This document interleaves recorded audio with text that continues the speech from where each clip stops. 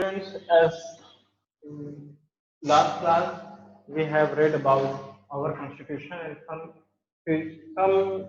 the main feature of the constitution in relation to what is the constitution first thing, and the second one the feature of the constitution, like our constitution is the lengthiest constitution in the world, written constitution. Constitution have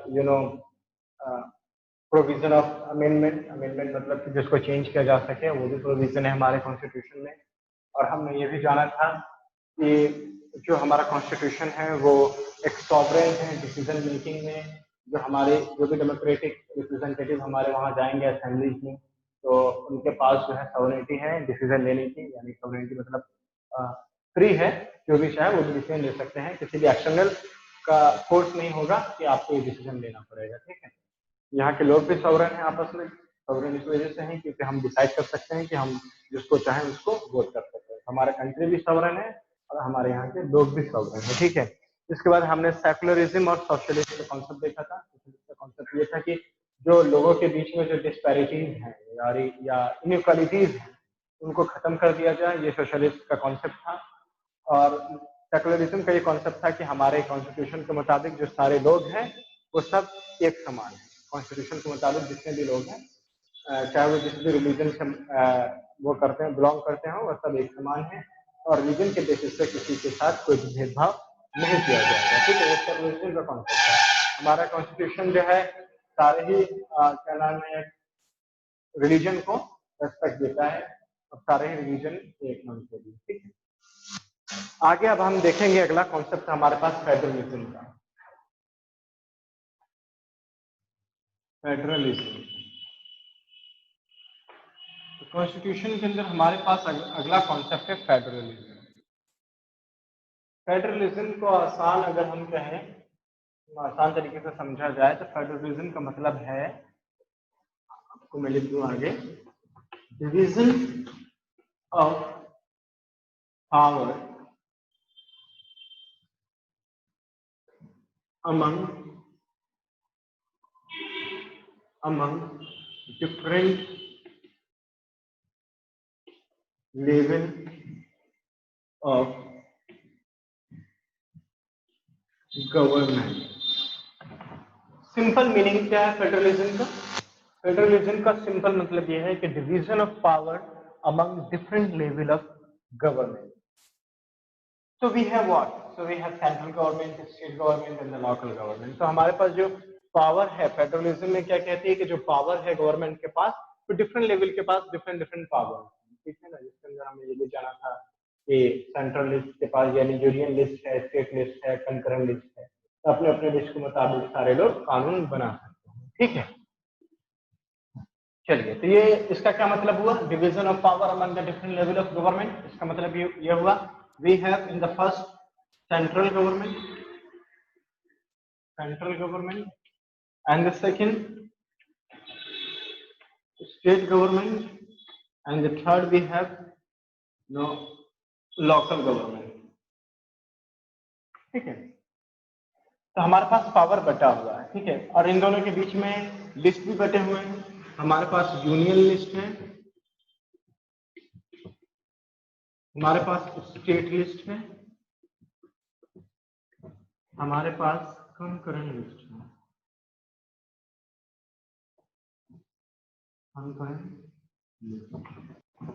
हमारे पास तीन list है। ये तीन list, ये local government के लिए नहीं, concurrent list ये इन दोनों के लिए है। ठीक है, तो कंकरेंट लिस्ट में both state and both centre and state,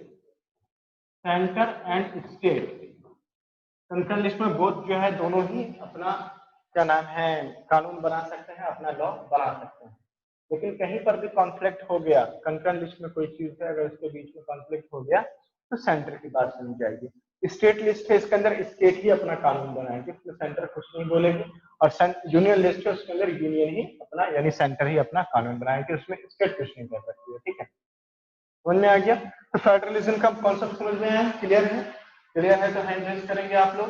कोई सवाल है तब भी आप सवाल पूछ सकते हैं। ठीक है, तो सिर्फ फेडरलिज्म का सिंपल कॉन्सेप्ट है। फेडरलिज्म का मतलब होता है कि पावर को डिवाइड कर देना, किनके बीच में डिवाइड करना है पावर को डिवाइड करना है डिफरेंट लेवल्स ऑफ गवर्नमेंट के बीच में, ठीक है। तो इनमें आ गया लेवल्स ऑफ गवर्नमेंट क्या हो गया, हमारे इंडिया के कॉन्टेक्स्ट में अगर बात करें तो हमारे पास सेंट्रल गवर्नमेंट है, हमारे पास स्टेट गवर्नमेंट है, हमारे पास लोकल गवर्नमेंट, ठीक है। फिर उसी तरीके से हमारे पास डिफरेंट लिस्ट है, जिसके अंदर यूनियन लिस्ट है, जिसके अंदर आपका सेंट्रल गवर्नमेंट जो है जो भी काम है या जो भी कानून बनाना होगा वो अपने लिस्ट में से कानून बनाएगी। हमारे पास स्टेट लिस्ट है, तो स्टेट लिस्ट किनको दिया गया, स्टेट गवर्नमेंट को दिया गया है, जो भी कानून बनाएगी वो स्टेट लिस्ट के अंतर्गत स्टेट गवर्नमेंट कानून बनाएगी। कंकरेंट लिस्ट है जिसमें दोनों मिलकर के कानून बनाएगी, अगर कोई कॉन्फ्लिक्ट हो जाता है, कोई झगड़ा हो जाता है दोनों के बीच में, तो सेंटर की बात की मानी जाएगी, ठीक है। इतना क्लियर हो गया आप लोगों का? चलिए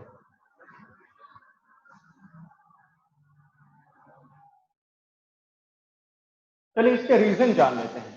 फेडरलिज्म जो है कॉन्सेप्ट है ये क्यों है या इसका फायदा क्या है, ठीक है।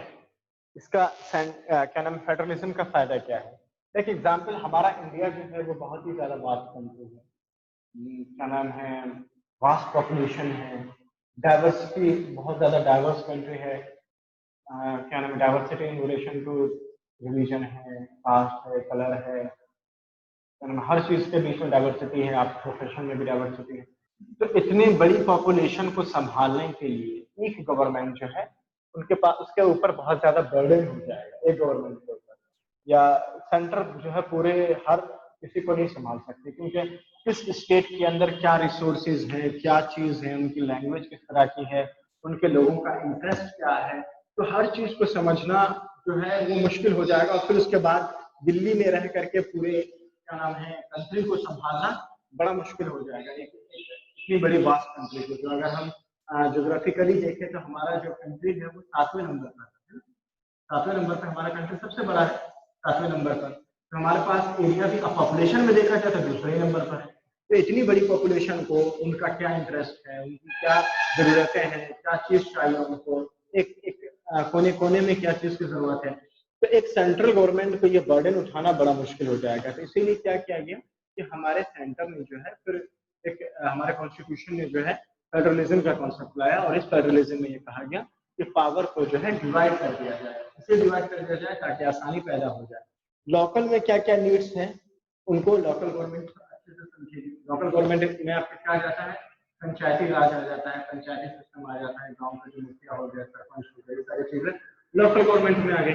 उसके बाद हम लोग जो है चूज करते हैं अपने रिप्रेजेंटेटिव्स को, जैसे एमएलए को चूज करते हैं स्टेट असेंबली के लिए, तो उनसे स्टेट गवर्नमेंट बनती है, ठीक है। फिर हम लोग एमपी को चूज करते हैं, मेंबर ऑफ पार्लियामेंट, फिर वो कैबिनेट बना करके, और वो है जो भी जो मेजोरिटी पार्टी होती है वो फिर सेंटर में बैठती है और प्राइम मिनिस्टर को चूज करती है, ठीक है।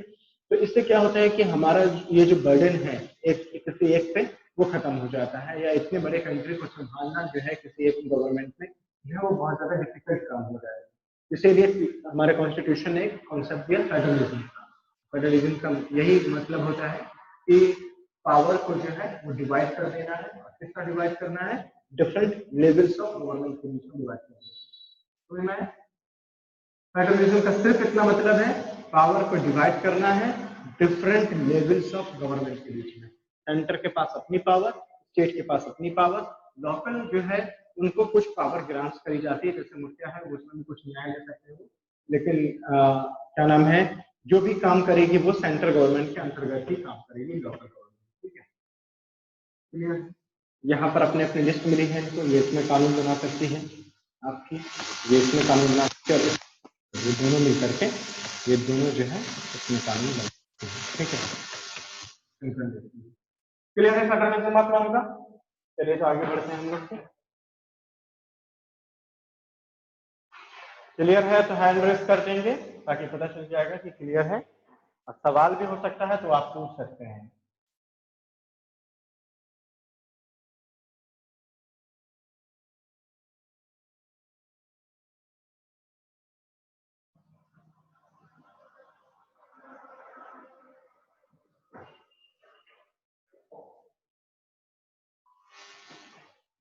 फिर अगला अगला हमारे पास कॉन्सेप्ट आता है parliament. पार्लिया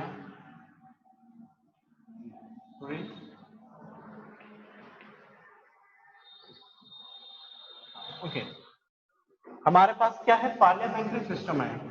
what is the meaning of parliament system? Simple हम कह सकते हैं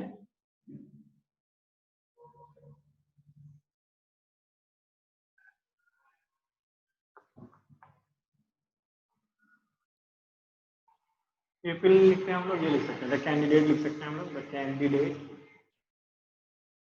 oblique party in the parliament is oblique are elected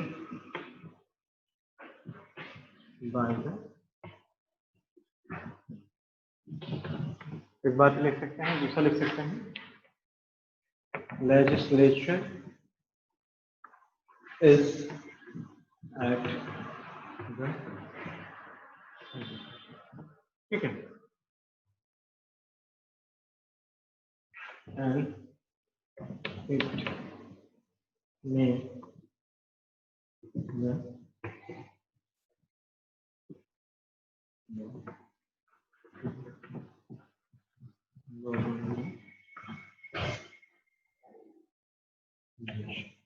ठीक। क्या बोला है पार्लियामेंट्री सिस्टम का? पार्लियामेंट्री सिस्टम में क्या होता है? द कैंडिडेट और the party in the parliament is और are elected by the people. Parliamentary system का मतलब यही हुआ कि जो भी आपके पास के अंदर जो भी मेंबर, जो भी रिप्रेजेंटेटिव मेंबर्स हैं वो किनके द्वारा इलेक्ट किए जाते हैं? पीपल के द्वारा इलेक्ट किए जाते हैं। दूसरा चीज ये है पार्लियामेंट सिस्टम का, लेजिस्लेचर का काम क्या होता है? कानून बनाना। तो या जो भी लॉ बनाना है, जो भी लॉ बनाने का काम है या जो भी लॉ अमेंड करने का काम है, चेंज करने का काम है, वो लेजिस्लेचर के द्वारा किया जाता है। बिल पास करा करके हो या उसको फिर एक्ट पास कराना है, जो भी है। तो उसका लेजिस्लेचर जो है वो आपका सेंटर में है, ठीक है। और उसका काम क्या है कि वो क्या नाम है, कानून बनाती है, लॉ बनाती है कंट्री को गवर्न करने के लिए, इस नेशन को गवर्न करने के लिए, ठीक है। ये कॉन्सेप्ट है पार्लियामेंट्री सिस्टम का। समझ में आया पार्लियामेंट्री सिस्टम? सिंपल वर्ड्स में पार्लियामेंट्री सिस्टम का मतलब ये हुआ कि कैंडिडेट जो होंगे, जो वहां पर रिप्रेजेंट करेंगे, वो किसके द्वारा इलेक्ट किए जाएंगे? लोगों के द्वारा इलेक्ट किए जाएंगे।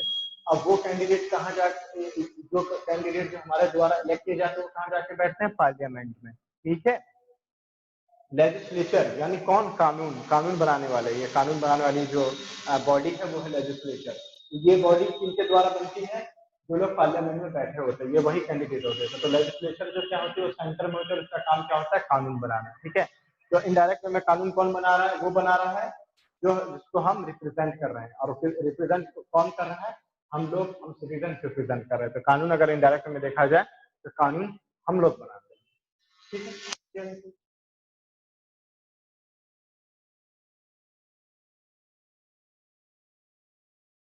पार्लियामेंट संसद भी कह सकते हैं, संसद कहते हैं। अगला फीचर है हमारे पास separation of power.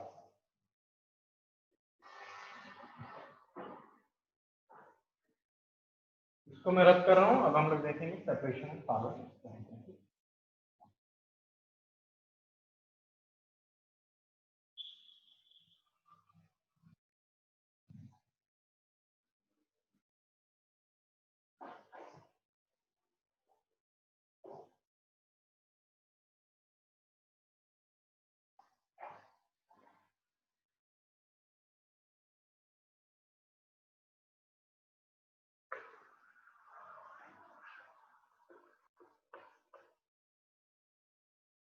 Separation of power, एक तो हमने पढ़ा था डिवीजन ऑफ पावर, है ना। दूसरा है हमारा सेपरेशन ऑफ पावर। अब सेपरेशन ऑफ पावर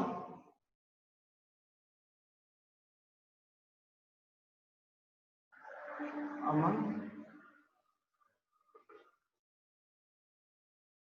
डिफरेंट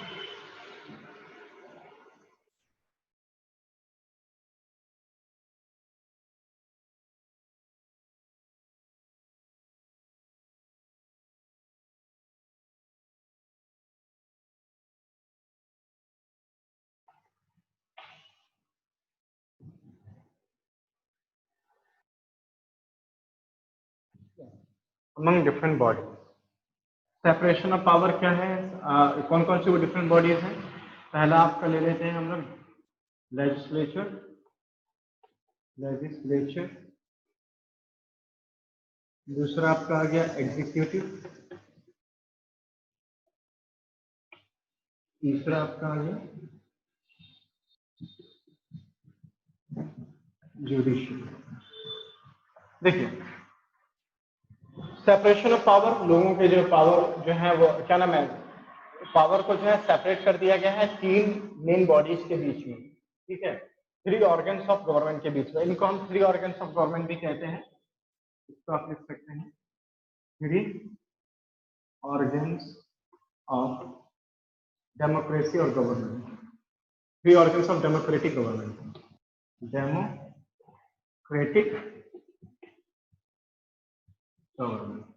तो ये आपके three organs of democratic government हो गया, लेजिस्लेचर, एग्जीक्यूटिव, जुडिशियरी। लेजिस्लेचर क्या हो गया आपका, जिसका काम क्या होता है, टू मेक लॉ, कानून बनाने का काम किसका हो गया, लेजिस्लेचर का। इसका काम क्या हो गया, टू इंप्लीमेंट लॉज, लॉज को इंप्लीमेंट कराना किसका काम है, एग्जीक्यूटिव का। जुडिशरी का टू इंटरप्रेट और एक्सप्लेन द लॉज, ठीक है।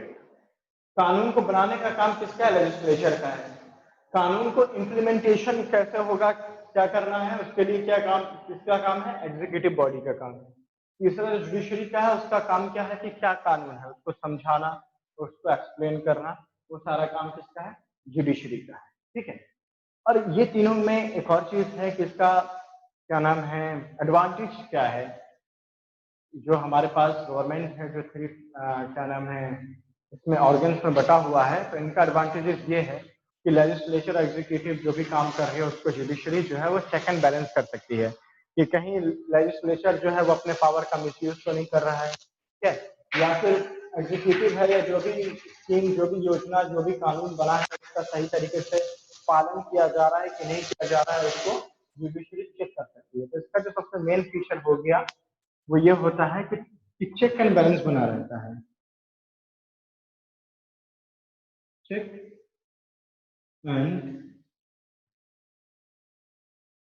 बैलेंस। तो चेक एंड बैलेंस जो है बना रहता है किसके बीच में, तीनों के बीच में, ठीक है ना।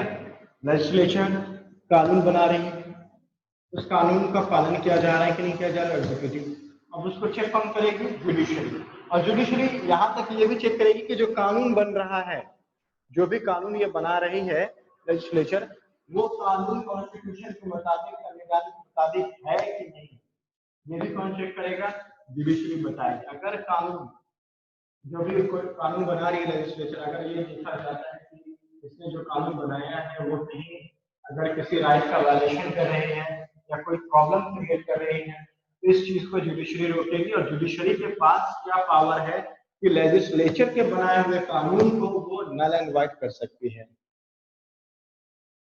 जुडिशरी जो हमारा जुडिशरी यानी supreme court, high court, local courts हैं, ठीक है, सुप्रीम कोर्ट के पास एक पावर है, क्या पावर है कि जो लेजिस्लेचर कानून बना रही है, जो लेजिस्लेचर कौन बनी होती है, जिसको हम लोग सिलेक्ट किए, हम लोगों ने वोट दिया है, वोट देने के बाद उसको हमने पार्लियामेंट में बैठाया है, उनके पास पूरा राइट है, क्योंकि उनके पास लोगों की क्या है, मेजोरिटी पावर है उनके पास, वो गवर्नमेंट चला रहे हैं तो वो कानून बना सकते हैं।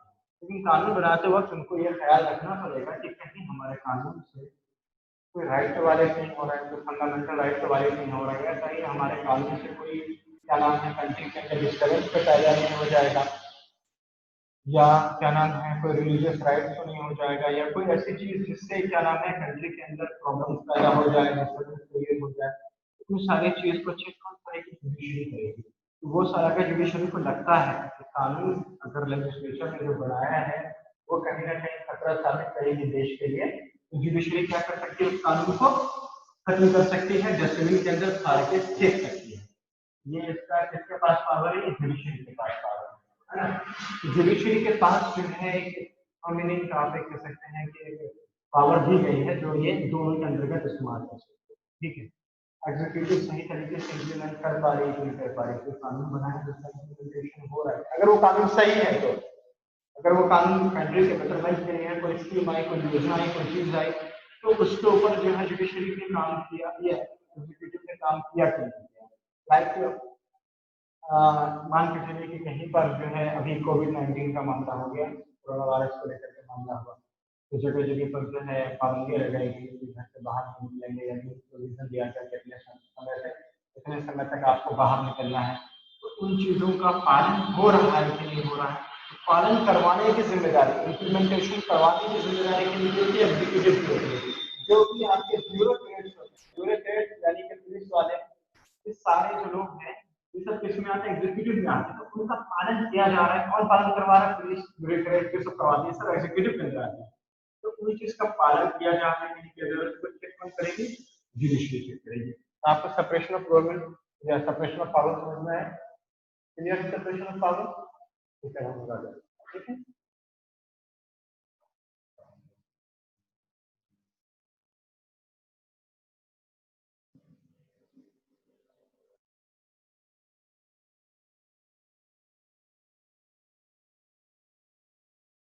अब हम लोग देखेंगे fundamental right.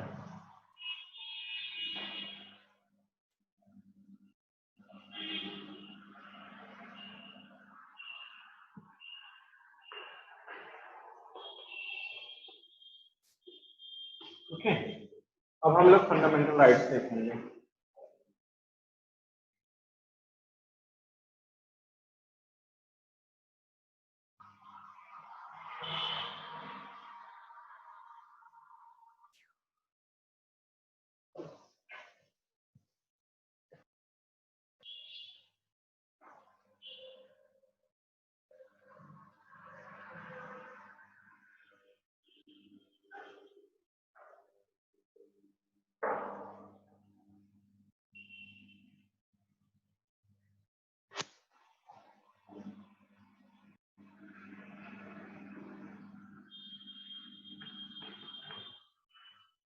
Our constitution guarantees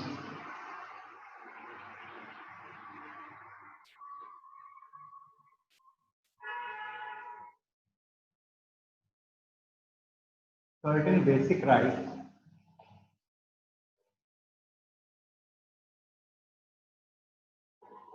to the citizens are called fundamental rights। Okay, हमारे संविधान ने कुछ खास बेसिक राइट्स दिए हैं, किनको, सिटीजन्स को, उसी को क्या कहेंगे हम, फंडामेंटल राइट्स कहेंगे। क्लियर, फंडामेंटल राइट्स, फंडामेंटल यहाँ लिखा हुआ यही चीज है।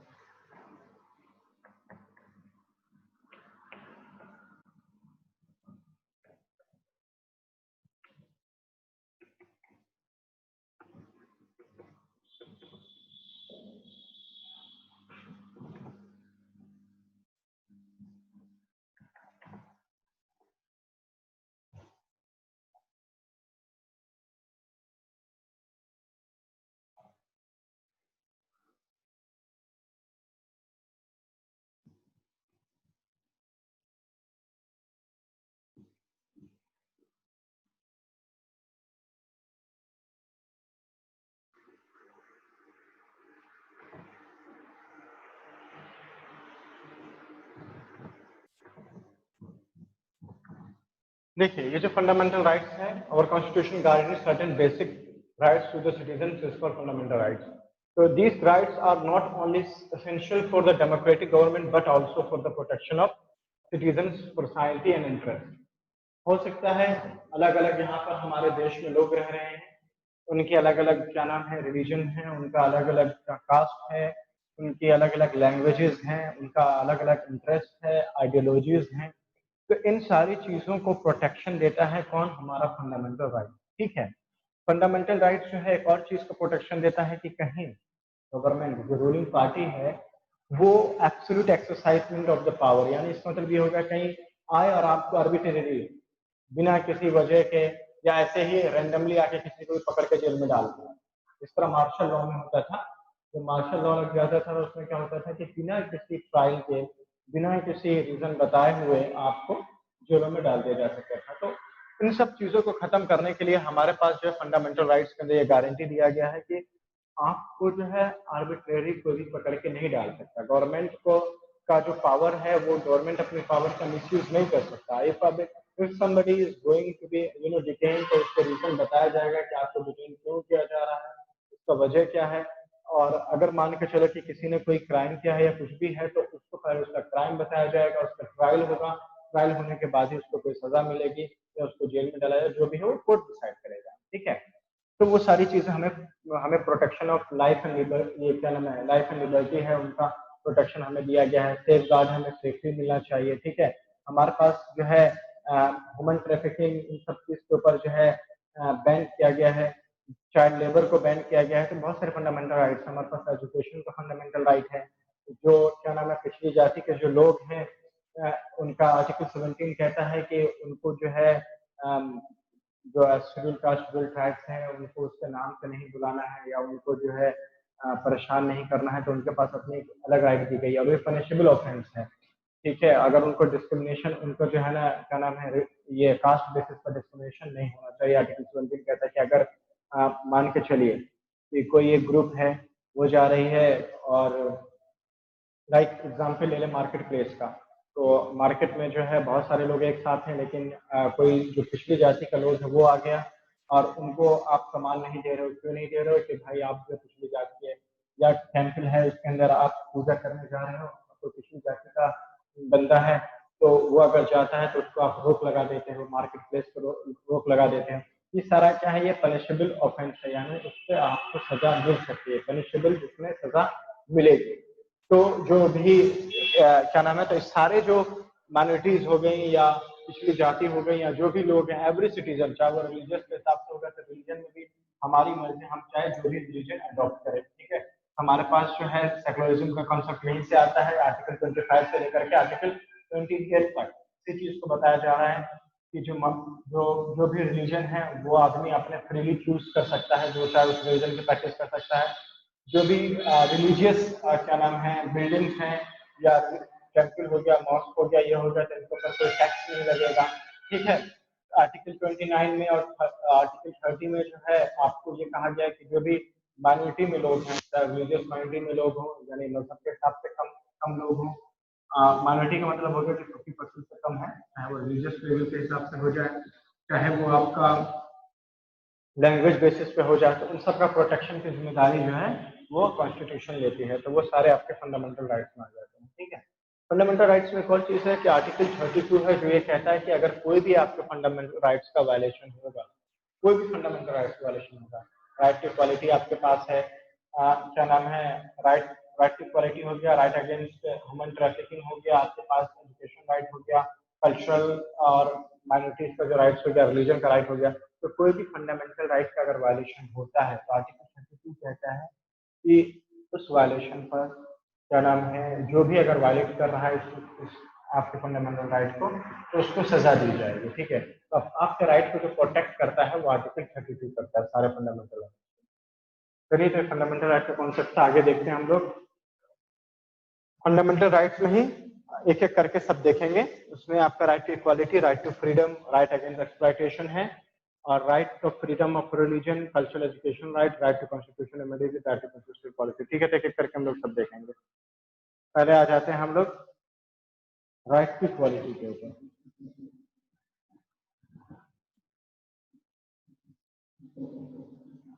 अब इसी फंडामेंटल राइट्स को हम लोग एक एक करके पढ़ेंगे, ठीक है।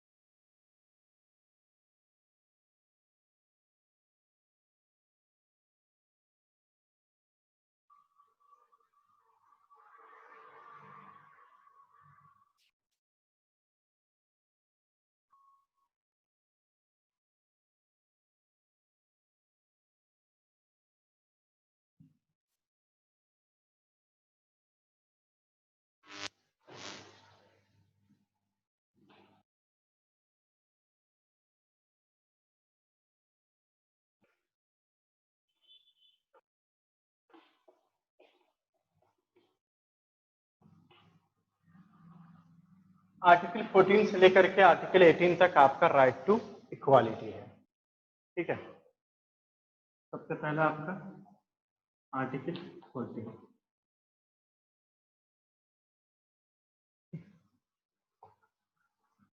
Equality before law. Article 15,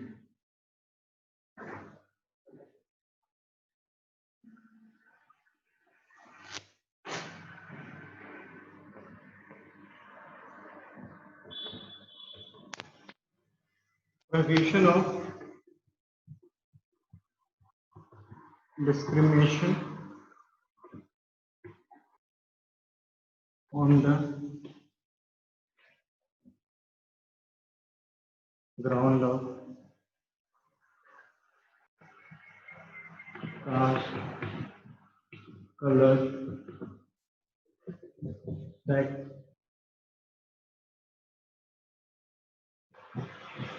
religion,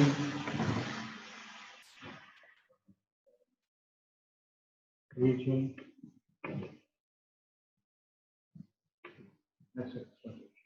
ठीक है। आर्टिकल 16,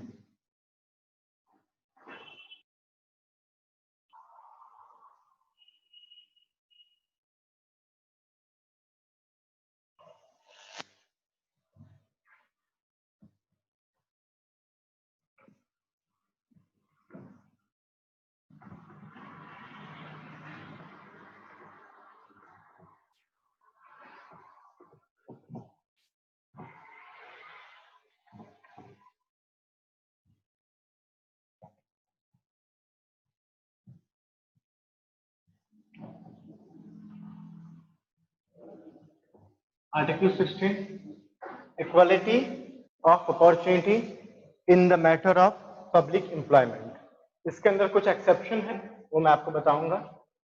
एक और हम लोग लिख लेते हैं, चलिए ऊपर लिख लेते हैं।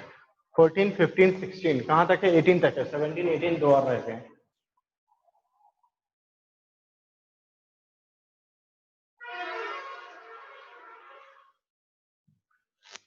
आपको यहाँ पे लिख देता हूँ। आर्टिकल 17 कहता है एबोलिशन ऑफ अनटचेबिलिटी,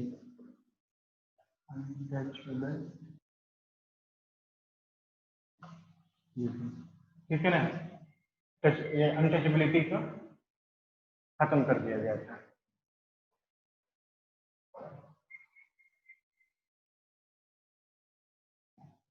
आर्टिकल 18 इसी की तरह है सेम, उसके अंदर टाइटल को खत्म कर दिया गया था। Article 18 abolition of title. अब देखिए, आर्टिकल 14 कहता है कि हर आदमी जो है इक्वालिटी बिफोर लॉ, कानून के सामने सब बराबर है, ठीक है। आर्टिकल 15 कहता है कि किसी को साथ डिस्क्रिमिनेशन नहीं किया जाएगा किसी भी ग्राउंड पर, चाहे वो कास्ट हो, कलर हो, जेंडर हो, रिलीजन हो या रीजन हो, प्लेस ऑफ बर्थ। रीजन मतलब प्लेस ऑफ बर्थ, जहाँ पैदा हुआ, इसके हिसाब से लोगों को डिस्क्रिमिनेट नहीं किया जाएगा। आर्टिकल 16 कहता है कि equality of opportunity in the matter of public employment. जो भी पब्लिक एम्प्लॉयमेंट है डिस्क्रिमिनेशन में चलिए मैं आपको बता दूं डिस्क्रिमिनेशन के अंदर क्या हो गया। आपका डिस्क्रिमिनेशन लाइक मार्केट में गए आप, वहां पर स्कूल में गए तो कह दिया गया कि जो क्या नाम है जो पिछड़ी जाति के हैं वो यहाँ नहीं बैठ सकते। ये क्या होगा, डिस्क्रिमिनेशन हो गया। किसके वजह से? कास्ट वजह से। कह दिया जाए कि नहीं यहाँ पर जो है ना सिर्फ ब्लैक पीपल बैठेंगे, व्हाइट पीपल नहीं बैठेंगे। ये भी क्या हो गया, डिस्क्रिमिनेशन हो गया कलर के बेसिस पे। कहा जाएगा कि यहाँ पर सिर्फ मेल आ सकते हैं, फीमेल नहीं आ सकते हैं। ये या फिर मेल वोट कर सकते हैं, फीमेल वोट नहीं कर सकते। या कोई ऐसा मार्केट तो ये किसके बेसिस पे? जेंडर बेसिस पर। रिलीजन बेसिस पे क्या हो गया, यहाँ जो है ना मुस्लिम कम्युनिटी आएगी और दूसरी कम्युनिटी नहीं आएगी, या हिंदू कम्युनिटी आएगी, सिख कम्युनिटी नहीं आएगी। ये किन चीजों के लिए है? These are for the place, वो जगह जहां पर किसी गवर्नमेंट ने, यानी जहां पर गवर्नमेंट का पैसा लगा हो, गवर्नमेंट जिनको पैसा देती हो, उन इंस्टीट्यूशन में कोई भी इस तरीके का भेदभाव नहीं होगा। ठीक है। Equality of opportunity in the matter of public employment, इसके अंदर क्या है कि हर लोग जो है एक समान है। ठीक है। और किसी के साथ भेदभाव नहीं होगा जॉब को लेकर के। लाइक आपका पुलिस का जॉब निकला, तो पुलिस का जॉब में क्या कहा गया कि भाई जो क्या नाम है ST SC के लोगों को जॉब मिलेगा, बाकी किसी को नहीं मिलेगा। ये गलत हो गया। आपके भले ही रिजर्वेशन कोटा है, कास्ट के हिसाब से रिजर्वेशन कोटा है उनके पास, ये एक एक्सेप्शन है जो मैं आपको बताऊंगा। तो इसके बीच में भी कोई क्या नाम है लोगों को, हर किसी को एक बराबर का अपॉर्चुनिटी मिलेगा पब्लिक एम्प्लॉयमेंट में। एक्सेप्शन किसको दिया गया है? आर्टिकल 16 का मैं एक्सेप्शन बताऊं मैं आपको यहाँ पर। आर्टिकल 16 का एक्सेप्शन लिख लीजिए। आर्टिकल 16 में एक्सेप्शन है। एक्सेप्शन ये है आर्टिकल 16 में कि स्टेट गवर्नमेंट जो है, state government can make special provision for the reserve people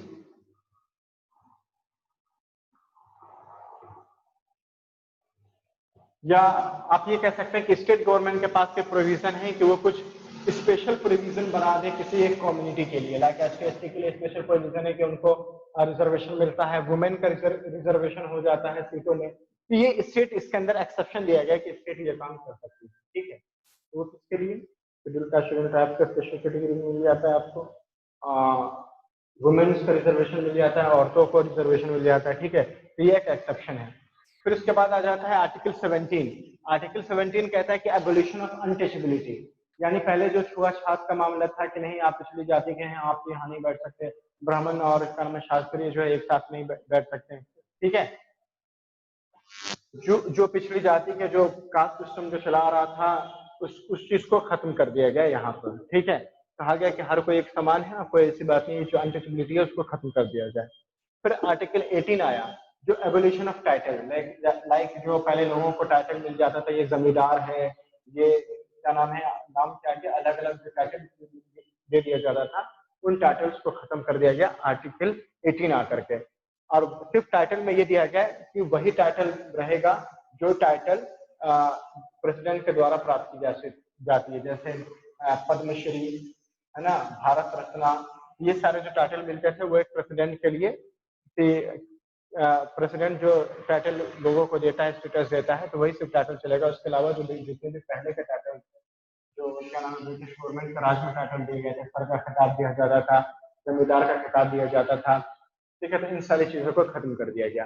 तो ये 5 आर्टिकल है जो क्या नाम है आपका राइट टू इक्वालिटी में। Article 14, article 15, article 16, 17 and 18। Article 14 बात करता है इक्वालिटी की, हर लोग एक समान है कानून के सामने। आर्टिकल 15 कहता है कि किसी के साथ डिस्क्रिमिनेशन नहीं होगा किसी भी बेसिस पर। आर्टिकल 16 कहता है कि अपॉर्चुनिटी जो है सबको एक बराबर मिलेगी जॉब को लेकर के। आर्टिकल 17 कहता है कि जो एबोलिशन है, ये क्या नाम है, अनटचेबिलिटी है, उसको खत्म कर दिया गया है। और आर्टिकल 18 कहता है जो टाइटल था, जो पहले जमाने में टाइटल दिया जाता था लोगों को, वो भी खत्म कर दिया गया। ठीक है, इतना क्लियर है?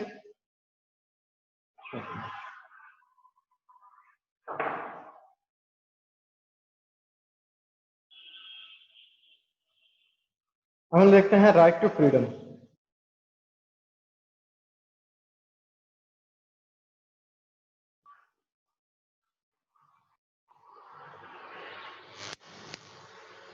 रब कर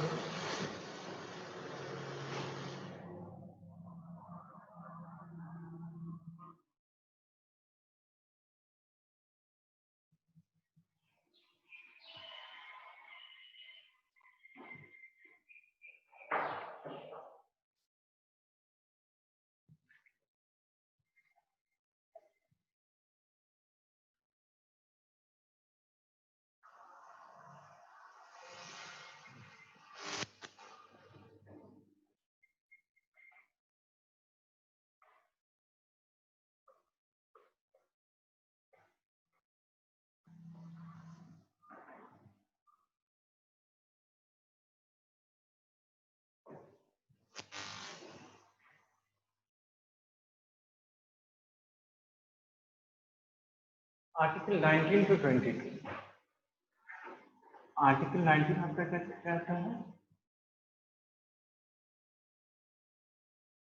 इसमें आपका right to freedom of speech, expression और भी कह सकते हैं आपको। ठीक है, ये आपका आर्टिकल 19 है। Article 20 freedom of speech, expression etcetera. ठीक है, आगे और आप देख सकते हैं।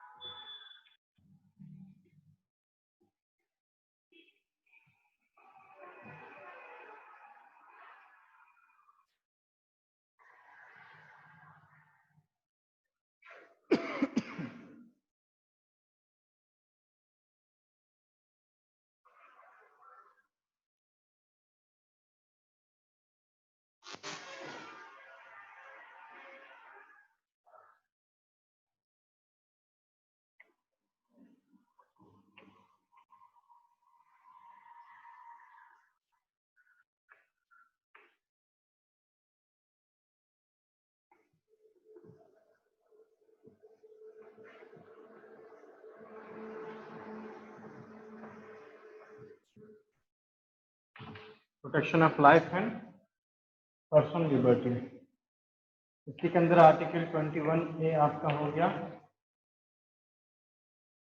Right to education. फिर आपका आर्टिकल 22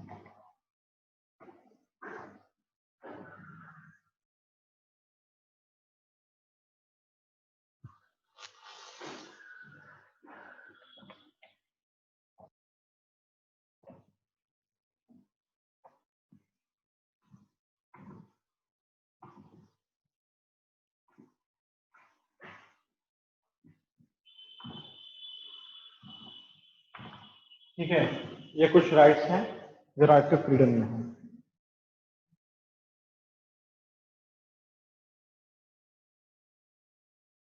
सबसे पहला क्या है आपका? आर्टिकल 19 कहता है कि फ्रीडम ऑफ स्पीच है आपका, right to freedom of speech and expression. ठीक है, दूसरा है प्रोटेक्शन इन रिलेशन टू और in respect to conviction for an offence. ठीक है, फिर इसके बाद है protection of life and personal liberty, फिर है protection against arrest and detention.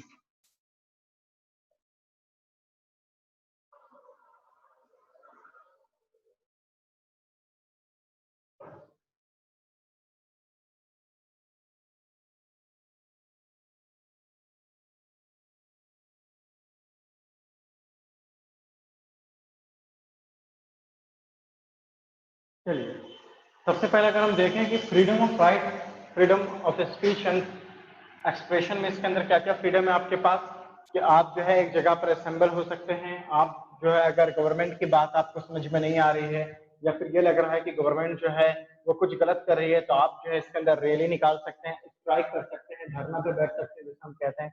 अक्सर क्या होता है कि गवर्नमेंट की कोई चीज अच्छी नहीं लगती है तो लोगों के पास ये राइट है वो अपनी बात को पहुंचा सके, एक्सप्रेस कर सके अपनी फीलिंग को, ठीक है, एक जगह पर इकट्ठा होकर के अपनी बातों को रख सके। ये भी हमारे पास आर्टिकल 19 देता है, ये हमारे पास फंडामेंटल राइट्स है। गवर्नमेंट मना नहीं कर सकती कि भाई तुम हमारे खिलाफ आवाज क्यों उठा रहे हो, क्योंकि हमारा कॉन्स्टिट्यूशन कहता है कि आप आवाज उठा सकते हैं।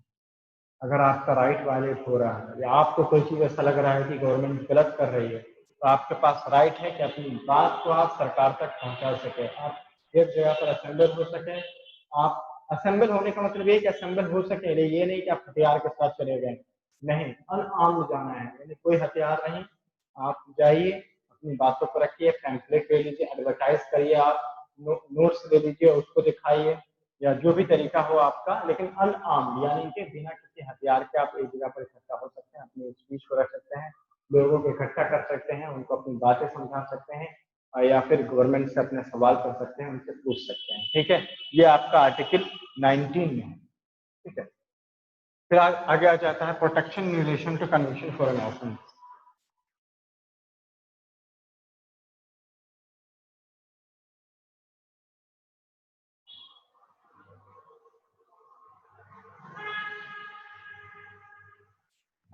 इसके अंदर क्या है आपका protection in relation to conviction offence में, मान के चलिए, देखिए एग्जाम्पल, मान के चलिए एक आदमी जिसने कोई गुनाह किया, ठीक है, उसने कोई क्राइम किया। अब अब क्या हुआ कि उसने कोई क्राइम किया, अब उसकी सजा सुनाई जा रही है।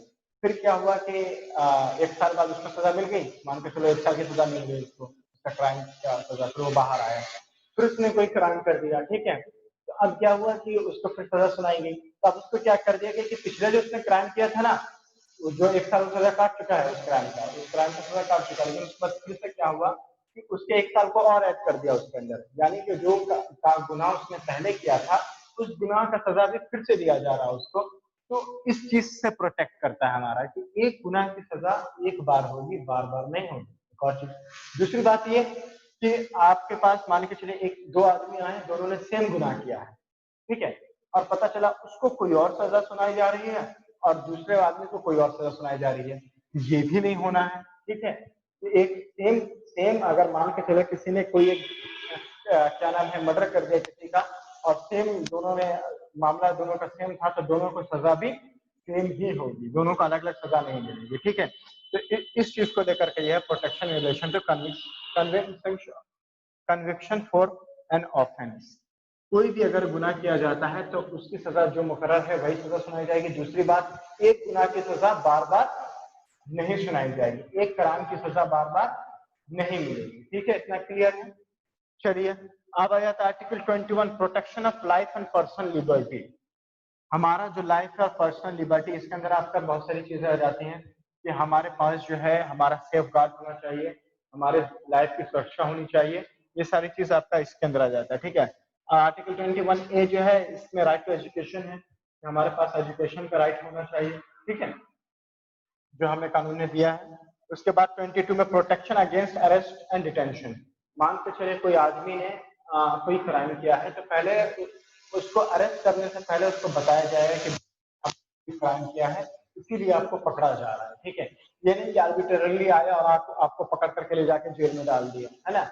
आदमी चल रहा फिर रहा है, उसको अचानक से पकड़ा ले जाकर जेल में डाल दिया, ऐसा नहीं करेगी गवर्नमेंट या जो भी ब्यूरोक्रेट्स है। पहले क्या होगा कि उसको जो भी अरेस्ट कर रहा है या डिटेन कर रहा है तो उसको उसका रीजन बताया जाएगा। उसको एक नागरिक को, एक सिटीजन को हक है ये पूछने का कि मुझे किस बेसिस पे अरेस्ट किया जा रहा है, किस बेसिस पे मुझे डिटेन किया जा रहा है, ठीक है।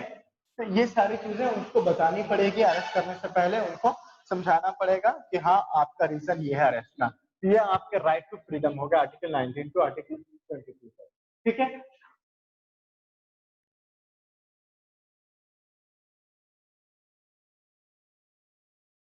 चलिए बाकी जो राइट्स है वो मैं आपको अगली क्लास में कराऊंगा। यहाँ तक अगर कोई सवाल है तो पूछ लीजिए।